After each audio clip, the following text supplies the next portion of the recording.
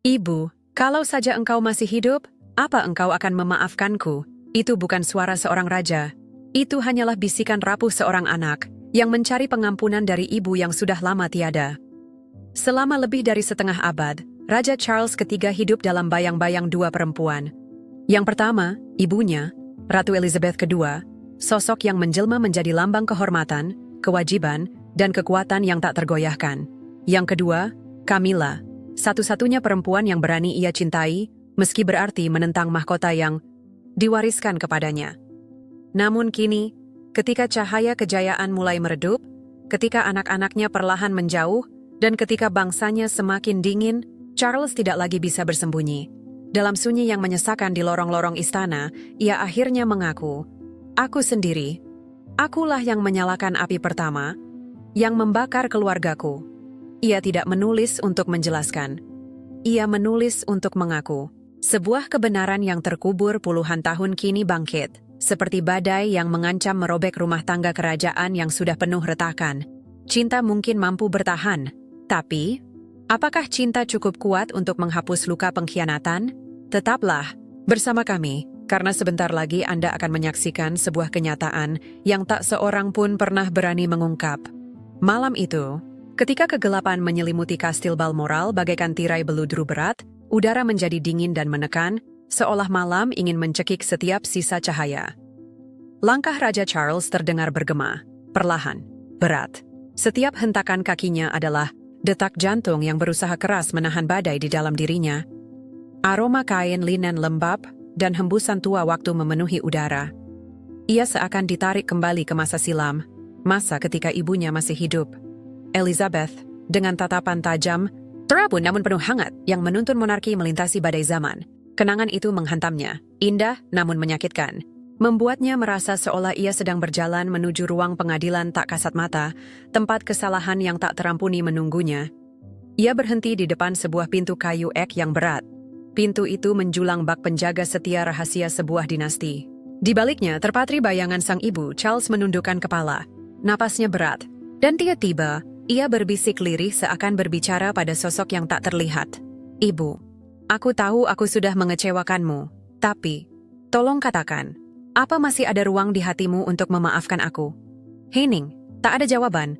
Hanya detak jantungnya, sendiri yang terasa menggaung, seolah dinding istana pun menahan napas, menunggu. Apakah pengakuan seorang raja akan semakin mengguncang mahkota yang sudah rapuh? Rahasia tentang kesetiaan, pengorbanan, dan kegagalan, semua yang selama ini ia tak berani hadapi, bergetar di balik jemari tuanya. Tangannya menyentuh gagang pintu seakan menyentuh jiwa sang ibu sendiri. Sebuah angin dingin berhembus melalui koridor, menyibakkan jubah panjangnya, membuat bulu kuduknya meremang. Charles mendorong pintu itu perlahan. Engselnya berderit panjang, dalam keheningan, seperti sebuah peringatan dari masa lalu.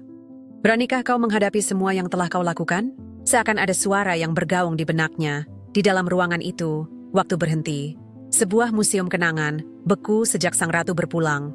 Matanya memanas, perih, namun air mata tak jatuh. Bukan karena ia seorang raja, melainkan karena ia takut. Takut kalau tangisan itu akan meluruhkan sisa kekuatan terakhirnya. Membuka sisi rapuh yang selama ini ia sembunyikan. Charles yang penuh sesal, yang merasa tak pantas mengenakan mahkota. Bayangan ibunya memenuhi pikirannya.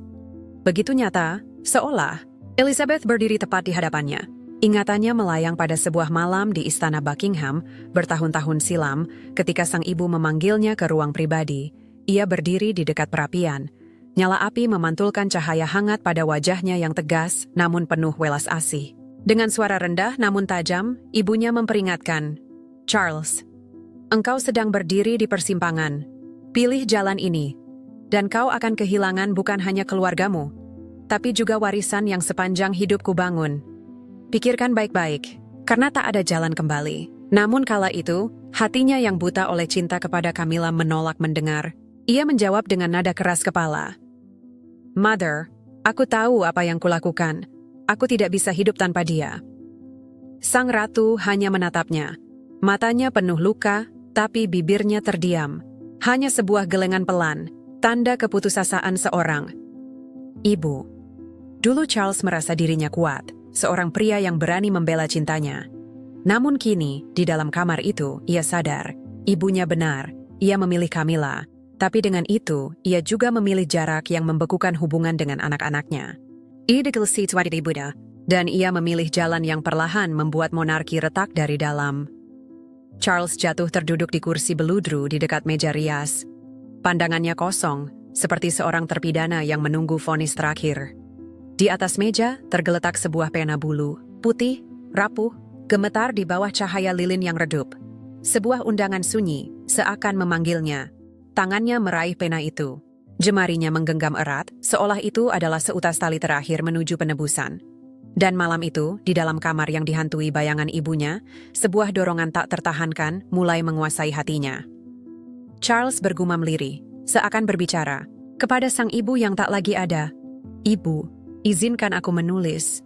Bukan untuk rakyat, bukan untuk istana, tapi untukmu, hanya untukmu.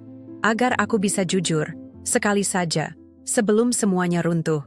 Ia tahu, satu-satunya cara untuk benar-benar menghadapi kebenaran adalah dengan menuliskannya. Dengan pena di tangannya, Charles harus mengakui dosa-dosa yang menjadikannya seorang pengkhianat di mata ibunya dan di mata dirinya sendiri. Kata-kata pertama muncul di atas lembar kosong itu, bergetar seperti napasnya.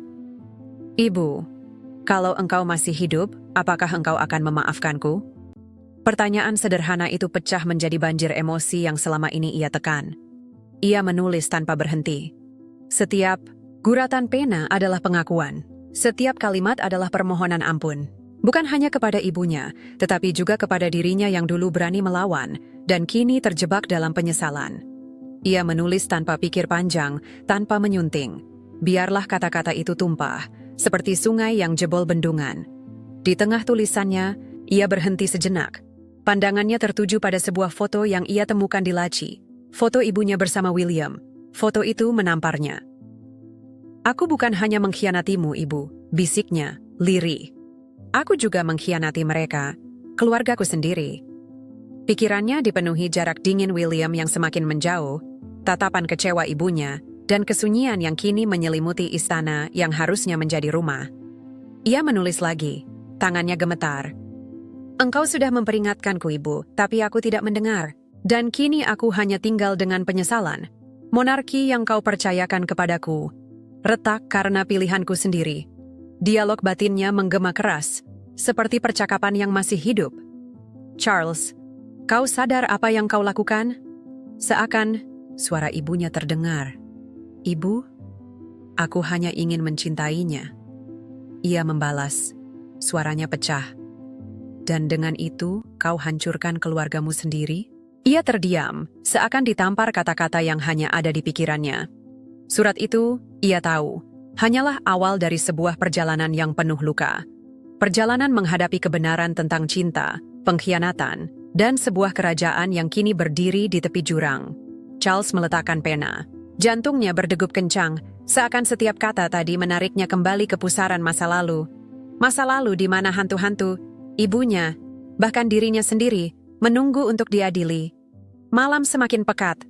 Udara di kamar tua Ratu Elizabeth di Balmoral terasa menyesakan, seolah kegelapan itu melilit dada Charles, menekan jantungnya. Lilin di atas meja menyala merah, tetesan lilinnya jatuh seperti air mata yang tak bisa ia keluarkan. Cahaya berkelip-kelip itu menyorot wajahnya. Guratan-guratan dalam tampak jelas, bukan hanya tanda usia, tapi juga luka batin, beban kerajaan, dan dosa-dosa yang ia ciptakan sendiri. Namun Charles tidak berhenti menulis. Ia terus menorehkan kata demi kata, seakan berhenti berarti kehilangan keberanian untuk menghadapi dirinya sendiri. Aku tidak memilih Diana karena aku mencintai Camilla, tapi aku juga tidak memilih Camilla demi rakyat. Aku memilihnya hanya karena kelemahanku sendiri. Kalimat itu menutup lembar berikutnya. Kata-kata yang tidak lahir dari seorang raja, melainkan jeritan hati seorang pria yang akhirnya berani jujur, meski terlambat. Kata-kata yang ia tulis dengan tangan bergetar terasa seperti pengakuan yang tercabut dari dasar jiwanya.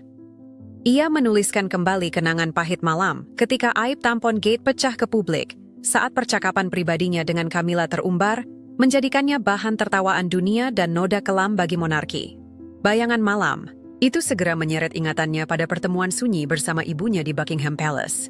Ratu Elizabeth berdiri di dekat perapian. Cahaya api menyoroti wajahnya yang tegas namun syarat iba.